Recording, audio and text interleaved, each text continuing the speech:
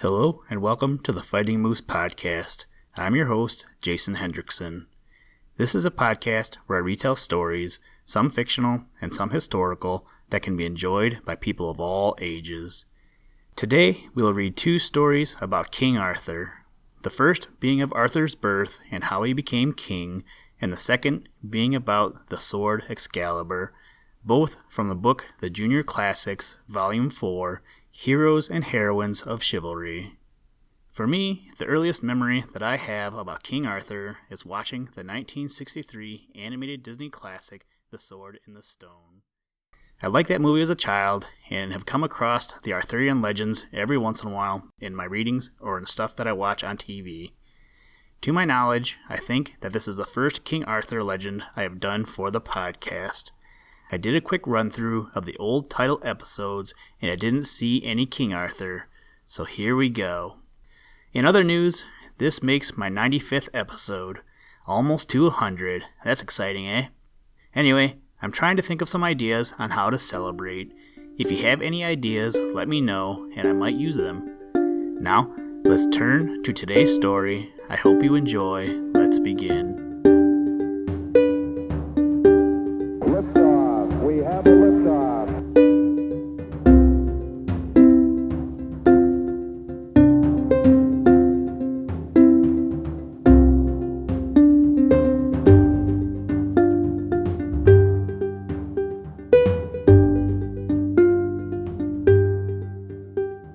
Of Arthur's birth and how he became king. Long years ago, there ruled over Britain a king called Uther Pendragon. A mighty prince was he, and feared by all men. Yet when he sought the love of the fair Igraine of Cornwall, she would have naught to do with him, so that, from grief and disappointment, Uther fell sick, and at last seemed like to die. Now, in those days, there lived a famous magician named Merlin, so powerful that he could change his form at will, or even make himself invisible. Nor was there any place so remote that he could not reach it at once, merely by wishing himself there. One day, suddenly, he stood at Uther's bedside and said, "Sir King, I know thy grief, and am ready to help thee. Only promise to give me, at his birth, the son that shall be born to thee, and thou shalt have thy heart's desire." To this the king agreed joyfully, and Merlin kept his word, for he gave Uther the form of one whom Igraine had loved dearly, and so she took him willingly for her husband. When the time had come that a child should be born to the king and queen, Merlin appeared before Uther to remind him of his promise, and Uther swore it should be as he had said. 3 days later, a prince was born, and with pomp and ceremony was christened by the name of Arthur. But immediately thereafter, the king commanded that the child should be carried to the postern gate, there to be given to the old man who would be found waiting without. Not long after, Uther fell sick, and he knew that his end was come. So, by Merlin's advice, he called together his knights and barons, and said to them, "My death draws near. I charge you, therefore, that ye obey my son, even as ye have obeyed me. And my curse upon him, if he claim not the crown when he is a man grown." Then the king turned his face to the wall and died. Scarcely was Uther laid in his grave before disputes arose. Few of the nobles had seen Arthur or even heard of him, and not one of them would have been willing to be ruled by a child. Rather, each thought himself fitted to be king, and strengthening his own castle, made war on his neighbors, until confusion alone was supreme, and the poor groaned because there was none to help them. Now when Merlin carried away Arthur, for Merlin was the old man who had stood at the postern gate, he had known all that would happen, and had taken the child to keep him safe from the fierce barons until he should be of age to rule wisely and well, and perform all the wonders prophesied of him. He gave the child to the care of the good knight Sir Ector to bring up with the son Kay, but revealed not to him that it was the son of Uther Pendragon that was given into his charge. At last, when years had passed, and Arthur was grown a tall youth, well skilled in knightly exercises, Merlin went to the Archbishop of Canterbury, and advised him that he should call together at Christmas time all the chief men of the realm to the great cathedral in London. For, said Merlin, there shall be seen a great marvel, by which it shall be made clear to all men who is the lawful king of this land. The archbishop did as Merlin counselled. Under pain of a fearful curse, he bade the barons and knights come to London to keep the feast, and to pray heaven to send peace to the realm. The people hastened to obey the archbishop's commands, and from all sides barons and knights came riding in to keep the birth fest of our Lord. And when they had prayed and were coming forth from the cathedral, they saw a strange sight. There, in the open space before the church, stood on a great stone an anvil thrust through with a sword, and on the stone were written these words, Whoso can draw forth this sword is rightful king of Britain born. At once there were fierce quarrels, each man clamoring to be the first to try his fortune, none doubting his success.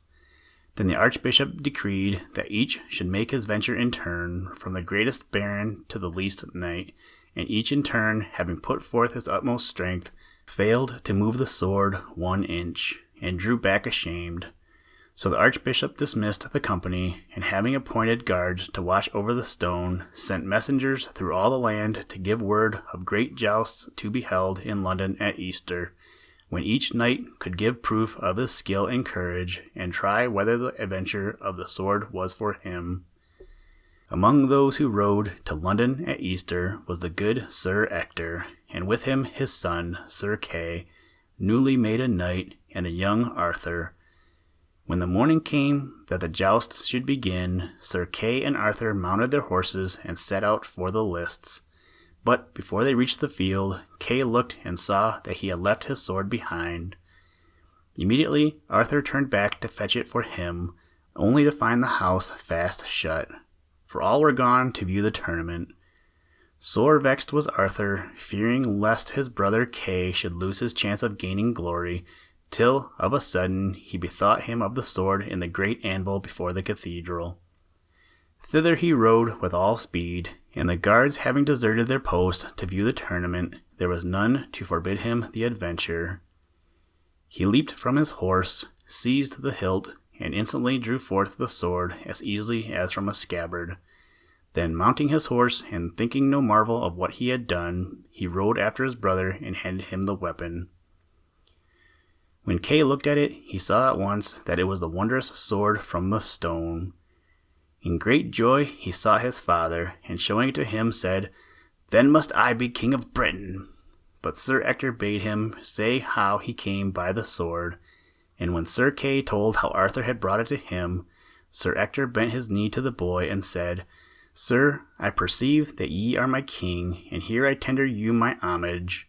And Kay did as his father.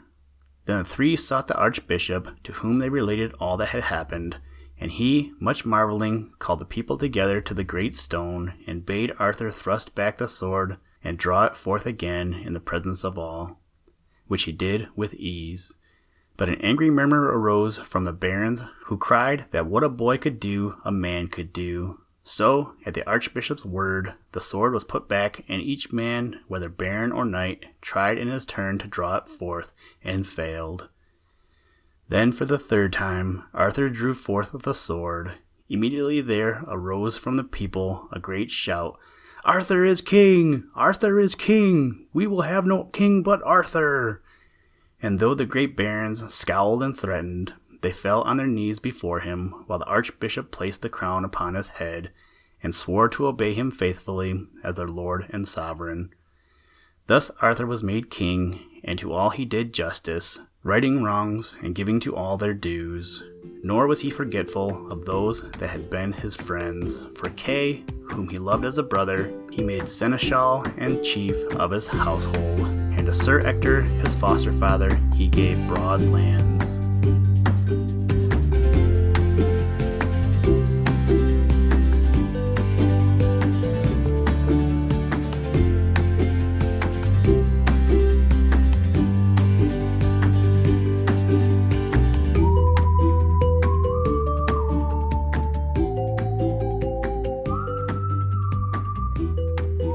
The sword Excalibur.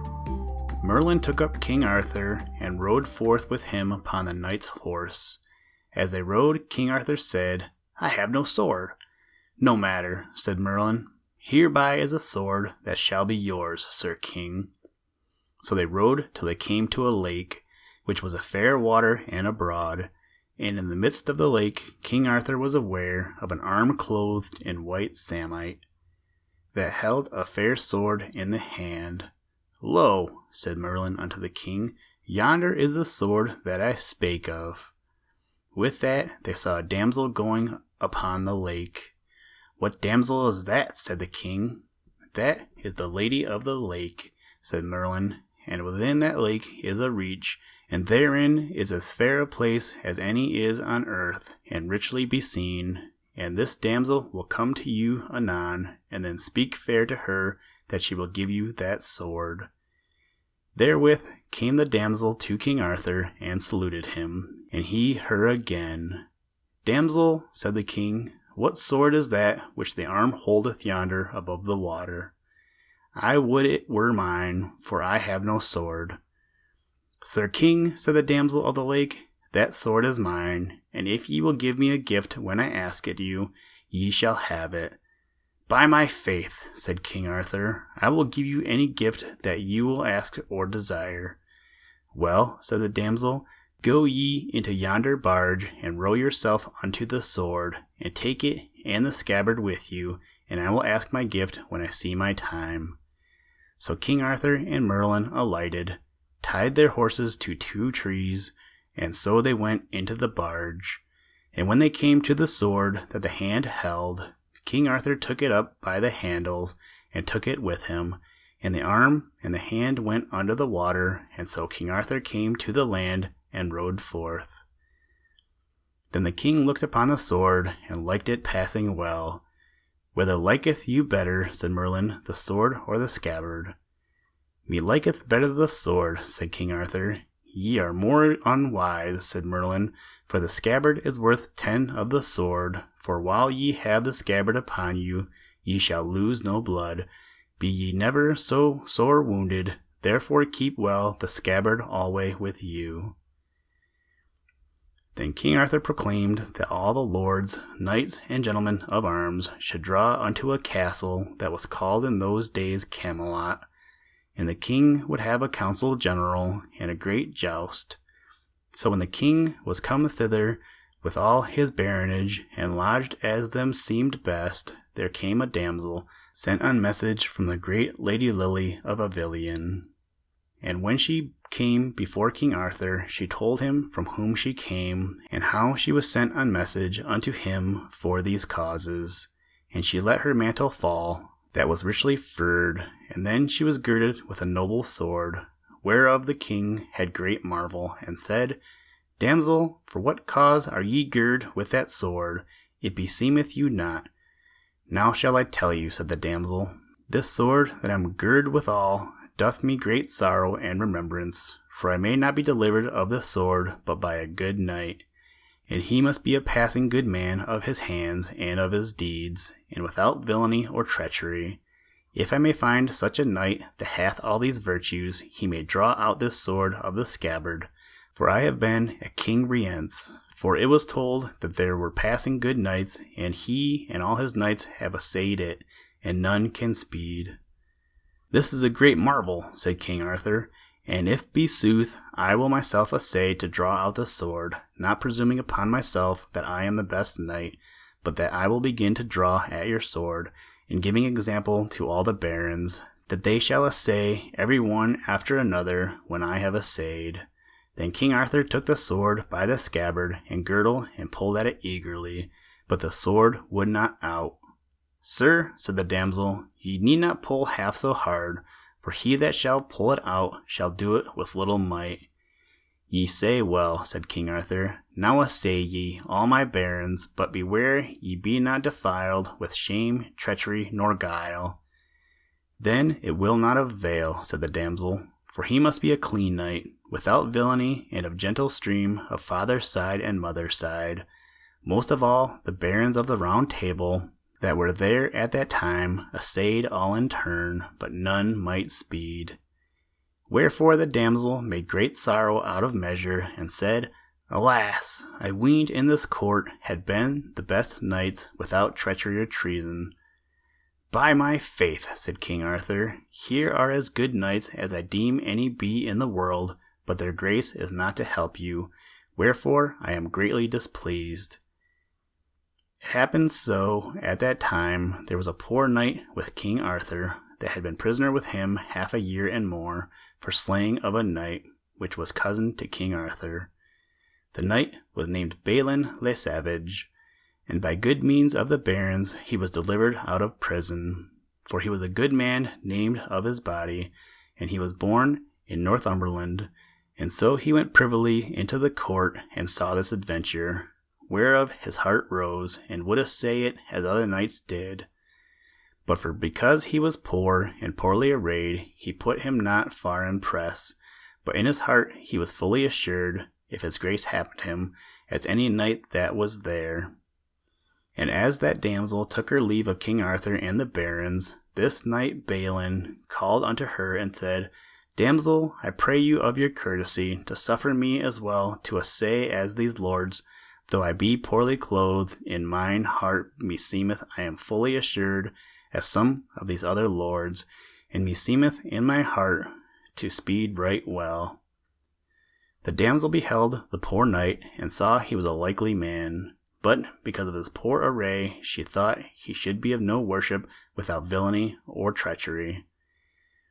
And then she said to the knight Balin, Sir, it is no need to put me to any more pain or labor, for it beseemeth not you to speed there as others have failed. Ah, fair damsel, said Balin, worthiness and good graces and good deeds are not all only in raiment, but manhood and worship is hid within man's person, and many a worshipful knight is not known unto all people, and therefore worship and hardiness is not in raiment and clothing. By God, said the damsel, ye say truth, therefore ye shall assay to do what ye may. Then Balin took the sword by the girdle and scabbard, and drew it out easily, and when he looked upon the sword, it pleased him well. Anon after Balin sent for his horse and his armor, and so would depart from the court, and took his leave of King Arthur.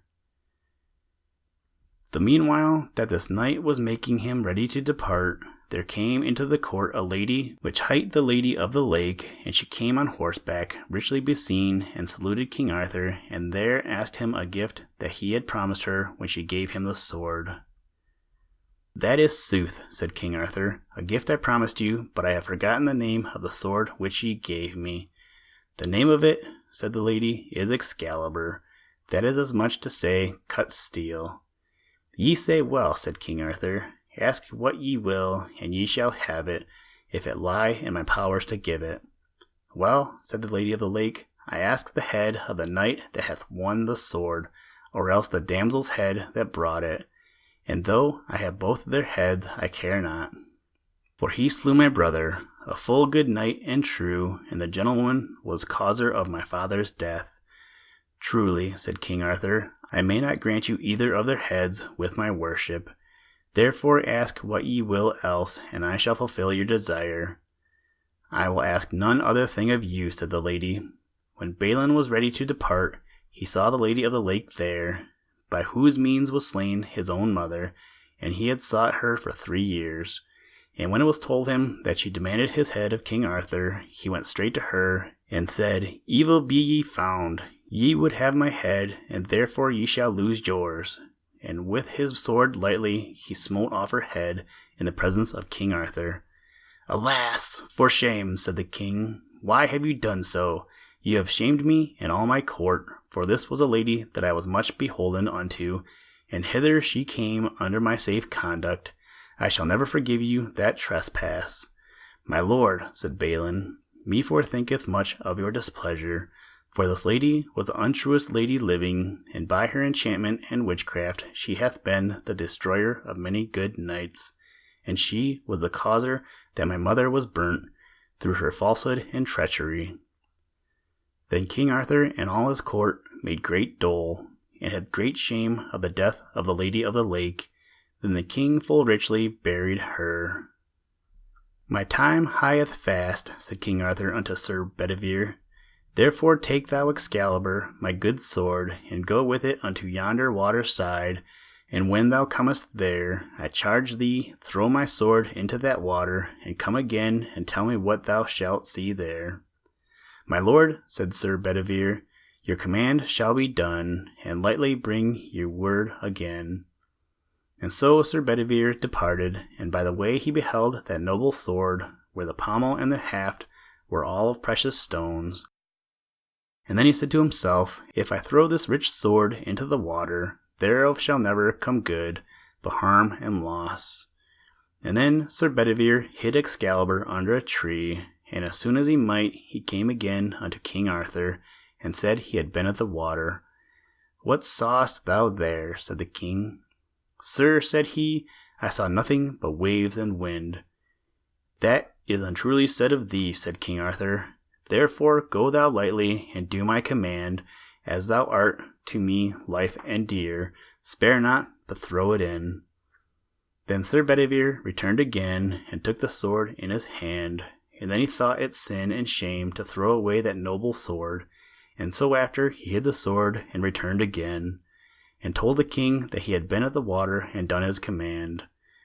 What saw ye there? Said the king. Sir, said he, I saw nothing but the water lap and waves wane.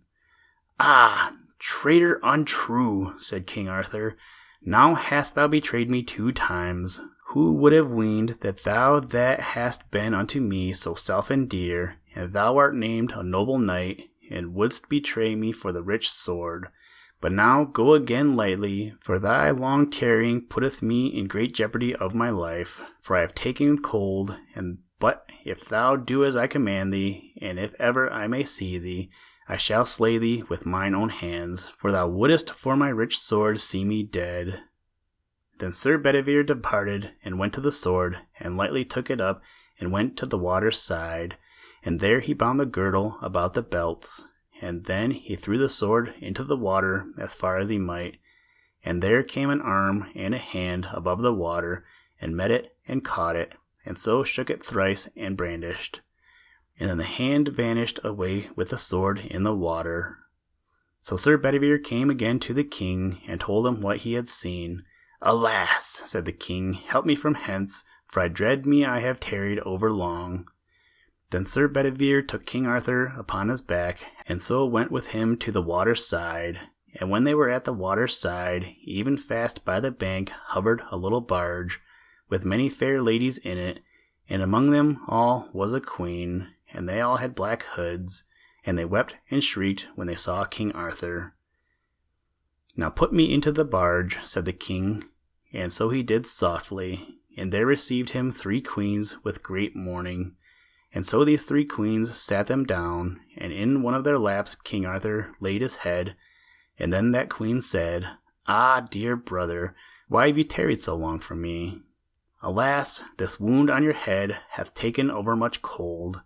And so then they rode from the land, and Sir Bedivere cried, Ah, my lord Arthur, what shall become of me now ye go from me, and leave me here alone among mine enemies?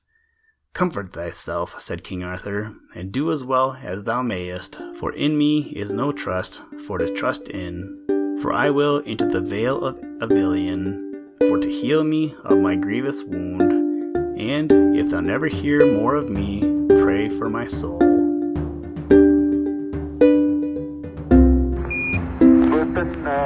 Tranquility Base here. The Eagle has landed.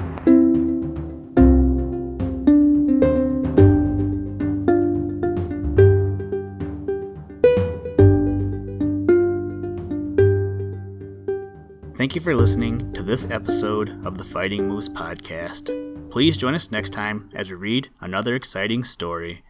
I will be reading an abridged version of Pride and Prejudice by Jane Austen. Today's music was provided by the artist Drake Stafford and also Blue Dot Sessions. For more information to download and or listen to audio or materials from all our recordings, or to contact us, please visit www.thefightingmoose.com. or you can follow the links in the show notes. And as always, try and do a random act of kindness every day. Shark attack, nom nom nom nom. Jellyfish, pan sandwich, turkey, snowman, dolphin, helicopter, last supper, monkey in a zoo. What? Gear shift.